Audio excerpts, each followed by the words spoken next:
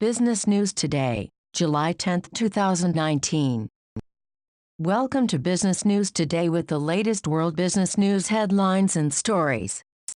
To keep updated with the latest news and insights, subscribe and hit the bell notification. Now for the news. Asian stocks mostly up as investors wait for the Federal Reserve. Stocks in Asia mostly edged up in Wednesday afternoon trade, as investors await comments from U.S. Federal Reserve Chairman Jerome Powell for possible clues on the central bank's next move on interest rates. Mainland Chinese stocks ended the morning session largely unchanged, with the Shanghai composite, Shenzhen component, and Shenzhen composite all close to flat. The U.S. central bank is now laying the groundwork for its first policy shift triggered by tweets, as Fed officials grapple with how the ground shifted on May 30th. When U.S. President Donald Trump threatened on Twitter to impose new import tariffs on Mexico if it did not agree to curb the flow of migrants across the U.S.-Mexico border. The U.S. economy did not change much in the days that followed.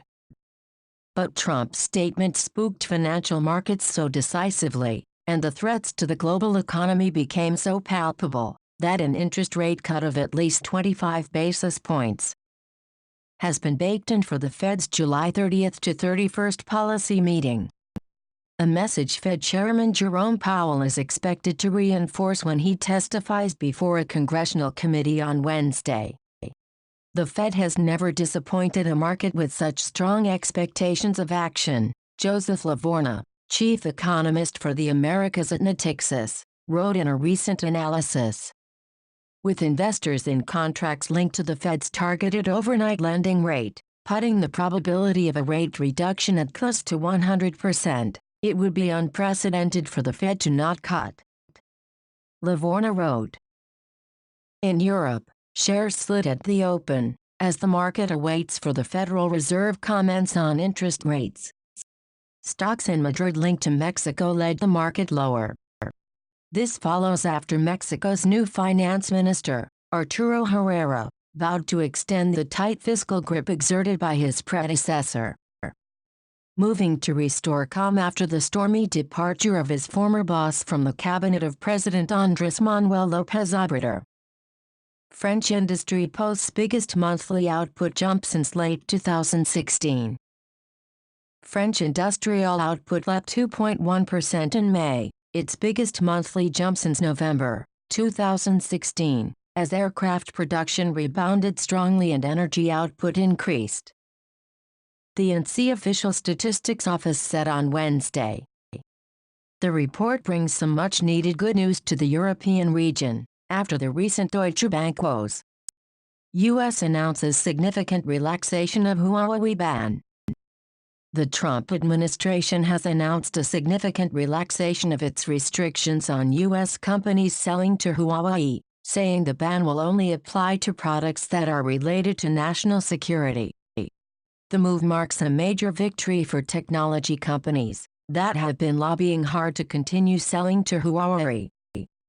It follows last month's announcement of a truce in the U.S.-China trade war by President Donald Trump at the G20 summit. On Tuesday, Wilbur Ross, the Commerce Secretary, said that Washington would issue licenses to companies to sell their products to the Chinese telecoms equipment maker under certain conditions. Mr. Ross said, to implement the president's G20 summit directive 2 weeks ago, the U.S. Department of Commerce will issue licenses where there is no threat to U.S. national security, but he clarified that Huawei would not be removed from the so-called entity list, and that companies would still need to apply for a license. South Africa's super-rich taking their wealth overseas. In the current economic climate, South Africans are hedging their bets by investing abroad, and by acquiring a second citizenship, or residency overseas at an unprecedented rate. According to Andrew Rissick, Group Commercial Director at Sable International, Sable has seen a 70% increase in inquiries, and 45% increase in clients over the past year. Rissick says, South African high-net-worth individuals are internationalizing themselves, their wealth, and often their businesses as fast as they can. He mentions various reasons. The reasons vary tremendously, from concerns about our country's policies, to wanting to school children abroad, to wanting to diversify their investments offshore, or simply wanting to travel more easily without challenging travel visa requirements.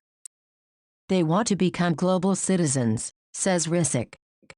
In his view, the current top residency and citizenship options range from citizenship by investment programs in Grenada, Cyprus or Malta, to the EB-5 investment visa in the US, to the popular range of options for Australia, Portugal and the UK. Thank you for listening to the Bit Media Business News today. To keep updated with the latest business news, subscribe and hit the bell notification. Thank you.